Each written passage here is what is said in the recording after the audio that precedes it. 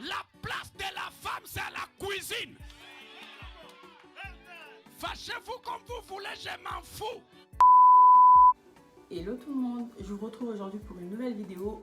Aujourd'hui on va parler de misogyne. Alors qu'est-ce que c'est qu'un misogyne? Alors un misogyne, c'est une personne qui ressent de la haine ou du mépris envers les femmes. Alors le mot misogyne vient du grec ancien, misos qui vient de haine et gyne qui vient de femme. Le comportement misogyne peut se manifester de façon violente, verbale, agressif. Ça peut même aller jusqu'au meurtre. On peut distinguer plusieurs sortes de misogynes dans la société aujourd'hui. Un misogyne social institutionnel qui pense la femme incapable de remplir des fonctions plus ou moins importantes. Un misogyne des représentations dévalorisantes de la femme, des injures, etc. Et les misogynes actifs, agressifs, qu'on retrouve souvent dans les foyers, voilà, qui peuvent même aller jusqu'au meurtre. Aujourd'hui, il faut savoir que la femme constitue plus de la moitié de la population sur la Terre. Et elles sont encore considérées comme inférieures aux hommes. Malgré toutes ces améliorations, on retrouve encore aujourd'hui partout dans le monde des inégalités entre hommes et femmes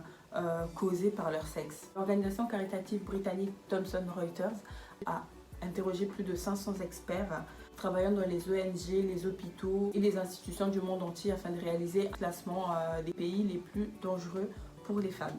Afin de réaliser ce classement, ils se sont basés sur 4 grands axes principaux: le droit à l'éducation, la propriété ou le choix de la vie de chaque femme, les violences sexuelles, la liberté d'accès aux soins et les pratiques culturelles. Alors, voici le classement de ces pays. En numéro 1, bien sûr, on a l'Inde où il y a encore quelques mariages forcés. L'Afghanistan en numéro 2, la Syrie en numéro 3, la Somalie en numéro 4, en numéro 5, l'Arabie Saoudite, numéro 6, le Pakistan, en numéro 7, la République démocratique du Congo, en numéro 8, le Yémen, en numéro 9, le Nigeria et en numéro 10, les États-Unis. Qu'est-ce que se passe, hein? Qu'est-ce que se passe? Alors c'est vrai que c'est une première, hein, du coup, qu'on retrouve un pays occidental dans cette liste noire. Pour ma part, je pense que l'explosion des prises de parole et des dénonciations des abus sexuels liés au mouvement MeToo ont joué un rôle très important du coup pour que les États-Unis puissent figurer sur cette liste noire. Alors plus les années avancent, plus on voit d'autres formes de misogynie. On découvre également une misogynie qu'on appelle la misogynie noire. Alors qu'est-ce que c'est que la misogynie noire? La misogynie noire, alors c'est une forme de misogynie qui cible particulièrement les femmes de couleur noire. Le terme misogynie noire a été popularisé en 2010 par Moya Bailey, qui est une militante afro-américaine qui lutte aujourd'hui afin de dénoncer le sexisme et les clichés anti-femmes noires dans la société. Les clichés sur les femmes noires ne datent pas d'aujourd'hui, il faut le savoir. Ça date de bien plus loin, de l'époque esclavagiste où les femmes noires étaient représentées de façon vulgaire, sauvage, négligée, toujours les boniches dans les maisons. Et passé les années 50, la femme noire a changé de statut et est devenue la Angry Black Woman, c'est-à-dire la femme noire qui râle tout le temps, qui parle fort, qui crie, sauvage, agressive, qui manque de féminité, qui est dure comme les hommes, donc voilà. Et c'est vrai que même aujourd'hui, ces clichés ont des répercussions sur notre société aujourd'hui. C'est vrai que les femmes noires, on nous dit souvent mais vous êtes plus dures, vous êtes plus solides, alors que ça n'a rien à voir, nous sommes des personnes comme tout le monde. Et même dans les milieux hospitaliers, c'est vrai que quand il y a une femme noire qui arrive, qui se plaint de douleur, ça prend un peu plus de temps d'assimiler que oui, on a le droit d'avoir mal parce qu'on est censé être forte, on est censé résister à la douleur plus que les blancs, alors que pas du tout. Alors il faut aussi savoir que la majeure partie des misogynes noirs sont les hommes noirs, bien sûr.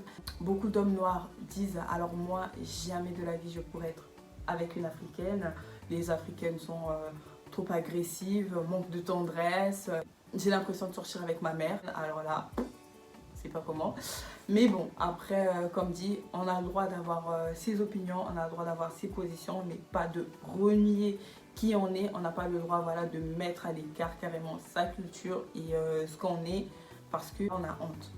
Certains hommes noirs pensent même avoir réussi dans leur vie en étant avec une femme blanche. Ils sont tout simplement des victimes du racisme internalisé, c'est-à-dire que on nous fait penser que notre culture, c'est pas assez bien, c'est trop agressif, donc du coup on s'attache à l'autre culture, ce qui est bien, mais on renie totalement notre culture. Quand on est en face de ça, on renie, ah non, c'est comme une maladie au fait, c'est carrément une maladie. Donc du coup, pour eux, la femme noire égale danger, la femme blanche égale réussite, et ça, c'est ce qu'on appelle racisme internalisé. Et c'est vrai qu'aujourd'hui, les femmes ont tellement de poids sur leur conscience, tellement de charges. Aujourd'hui, on doit bien se comporter, on doit bien s'habiller, sinon on va se faire juger. Et être une femme noire aujourd'hui dans la société, c'est encore plus difficile parce que on a peur de trop crier pour pas se faire passer pour une hang black woman. N'oubliez pas, aujourd'hui, si vous êtes face à une personne qui est misogyne, qui a des propos misogynes envers vous, que ce soit dans le domaine professionnel, privé, n'hésitez pas à contacter le numéro d'urgence afin de vous protéger vous-même. C'est très important. Alors j'espère que cette vidéo vous a plu. On se retrouve très bientôt pour une prochaine vidéo.